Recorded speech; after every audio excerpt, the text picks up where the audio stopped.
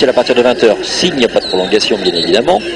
Émission spéciale de 20h à 21h20. Puis ensuite, retour sur le match, la seconde demi-finale entre l'Égypte et la Côte d'Ivoire. Remake de la dernière édition, mais remake de la finale.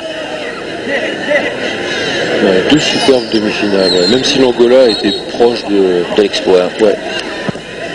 Rome. Ballon dégagé sur la tentative de remise de Luntala. Et on retrouve Dikaba.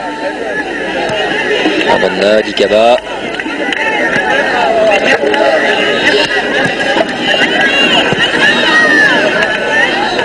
Gungu qui est resservi. Il y a quel Clichy qui fait le pressing tout seul. C'était terrible. Tout le monde le regardait. Avec Toubi qui s'est fait reprendre. La remise est dévissée. J'imagine vraiment Domenech regardant le pressing solitaire de Gaël Clichy. Ça, je pense que c'est des petits trucs comme ça qui doivent l'agacer un peu.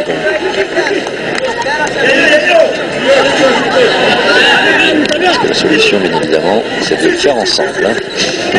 Globalement. Bon, ça a peu de chances de réussir un pressing solitaire. On approche du terme de la rencontre. Après, on finira bien évidemment rapidement retrouver le tennis féminin et l'Open Gaz de France avec Amélie Mauresmo.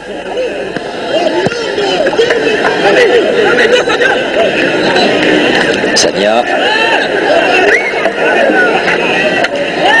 Rassurez-vous, hein, le match qui précède n'est pas encore terminé. On est dans le troisième set. Attendez, est-ce qu'il y a des prolongations là? Oui, il y a eu deux fois un quart d'heure.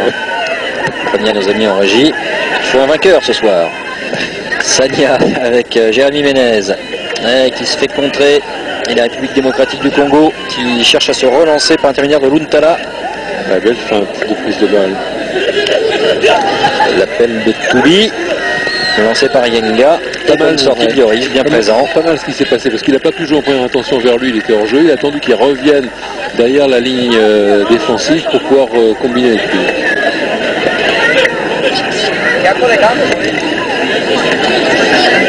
Briand qui commence à fatiguer, mais c'est bien légitime parce que lui il n'y a pas eu de répit, hormis la panne de courant tout à l'heure.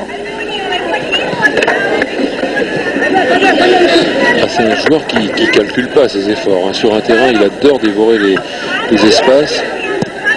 C'est un remuant. Boumson en deux temps, parfait. Alou Diarra maintenant. Ouais.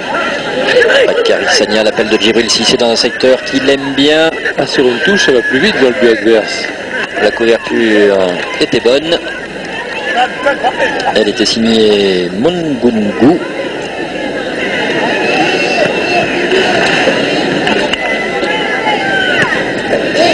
Ah, ça énerve. Oui, ça énerve beaucoup le jeu de corps du Monégasque. Les attaquants. Alors, sachez aussi que n'importe qui peut le faire n'importe où sur le terrain. C'est pas la propriété, ce genre de geste et de protection de balle avec le corps, c'est pas la propriété des défenseurs. Vous pouvez le faire n'importe où. Mais à condition d'être à une distance de jeu du ballon. Il faut toujours avoir la possibilité de le toucher. C'est en gros 1 mètre. Sania qui aura mouillé son maillot lui ce soir, le maillot de l'équipe de France. Ouais, brillant Sania. Décalage, droit, attention. Ouais, bien couru. Dikaba. Centre tendu de Dikaba, il n'y a personne sur le porteur du ballon.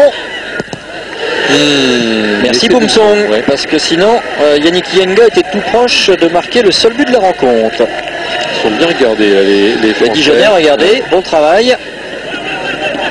Mexès se fait passer, Boumson en couverture. Ouais. Bon jeu à deux là.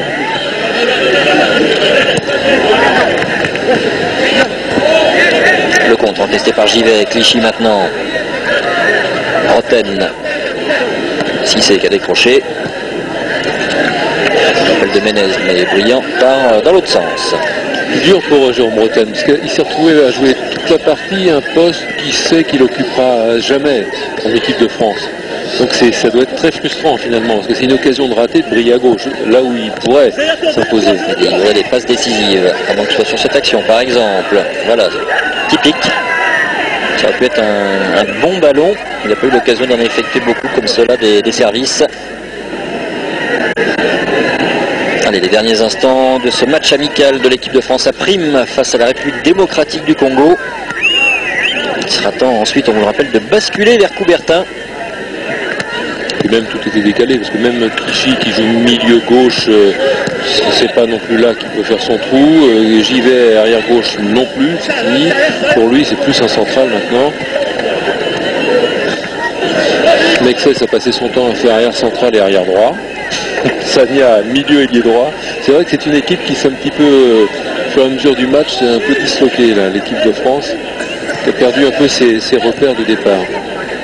Voilà, pour distribuer les bons points, mais des gens effectivement comme Sagna, comme Boumsong, comme Alou Diarra et comme Briand ont été, voilà, on suppose, ce qu'attendait vraiment Raymond Domenech de cette soirée pour les A'.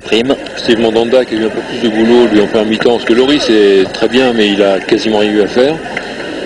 A fait aussi son et Ménez aussi par intermittence. Mais peut-être un petit tour en dessous quand même. Samy. Non, c'est Mongungu, pardon, qui avait manqué cette relance. Yenga contré.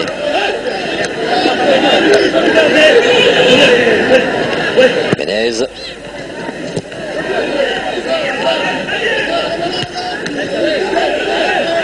Luntala qui, non, c'est pas lui qui va récupérer ce ballon, pas tout de suite en tous les cas.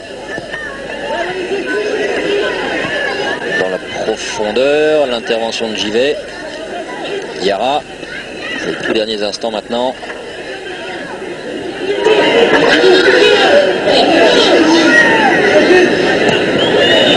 Brillant et Cissé, mésentente totale. Perfectible ce duo, Cissé Brillant.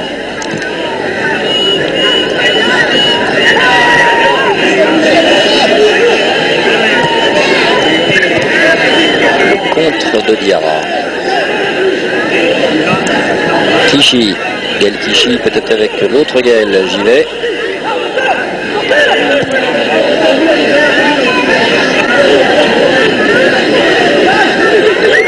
Diarra, est-ce qu'il va y avoir une dernière percée? Non, c'est complètement manqué. Et ce sont les Congolais qui peuvent repartir. Oh, bien joué Molumbu. Pas de hors-jeu, c'était couvert par Mexès là-bas. Landou Toubi. Oh, il a touché du crampon, estimé Molumbu. Pas mal ça, il Molumbu. Ensuite, Toubi, malheureusement pour lui, a manqué son contrôle. Il est aussi victime d'une pelouse défectueuse. Ouais, pas très digne quand même d'un match international, cette pelouse de Marbella. Même si c'est un terrain à prime, on va dire. Hein. La pelouse et l'éclairage. Il a revenu, c'était pas mal. Avec un travail de récupération. Et le coup de sifflet final de l'arbitre sur ce dernier ballon que convoitait Trésor Luntala. Avec ce score nul et vierge 2-0-0, mais on avait fait déjà la première conclusion. Voilà, il n'y a pas de quoi fouetter un chat. On va s'inquiéter quand même pour la cheville de Samir Nasri, qui était vraiment grimaçant. Et puis pour la petite blessure sans doute